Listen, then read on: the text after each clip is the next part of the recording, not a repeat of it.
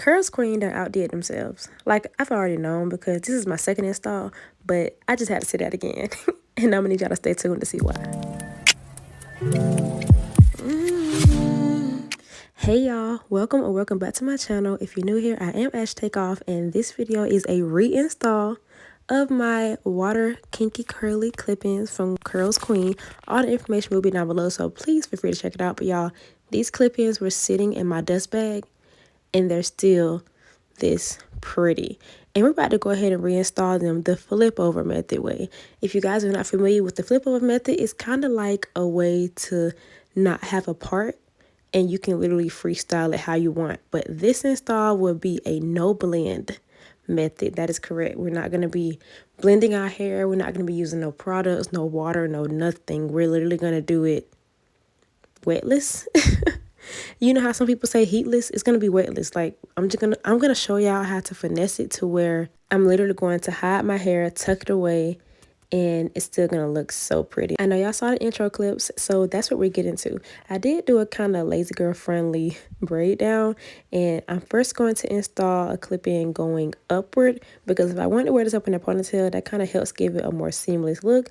And then I'm just gonna add it from there. I started with a 3 clip, then I went in with a 5 clip, then I went in with a 4 clip, then I went in with a 5 clip. I used all 10 of my clip-ins. I only have 1 pack. Some people be having 2 packs.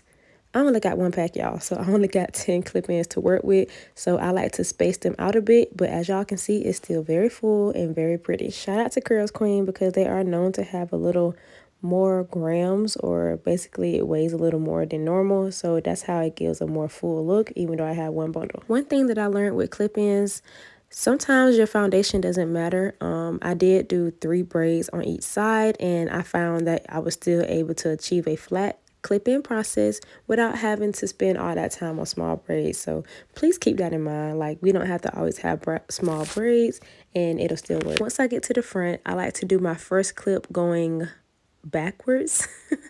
Right here, this is an example of that. And then the other clips I'm just gonna lay like normal because I just wanted one to do my flip over part.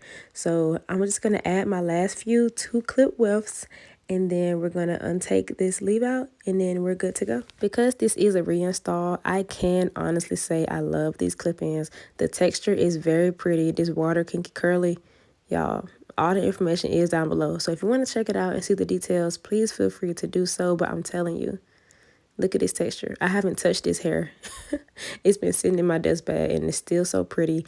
I haven't added nothing to it, and it's not dry, it's not matted, it's literally 10 out of 10. This process does get repetitive, and to be honest, the leave out part will be so self-explanatory. I'm not gonna have to talk through it. Stay tuned to the end to see how I fake a little side part action with no part, and how I do my ponytails, but that is it. This video was specifically to show y'all you do not have to blend your hair. You literally have so many ways that you can wear these clip-ins, and I just showed y'all one of them without having to use no products, and I hid my hair. So at this point in the video, I'm about to go let y'all vibe out to some music. If you're new here, don't forget to subscribe to my channel to come take off with me. I would love for you to join the fam. Click the post notification bell so you know when I'm posting. We got new videos weekly, and yeah. Come on and take off with me. But that is it. Thank you guys so much for watching, and I hope to see you in my next video. Bye, y'all.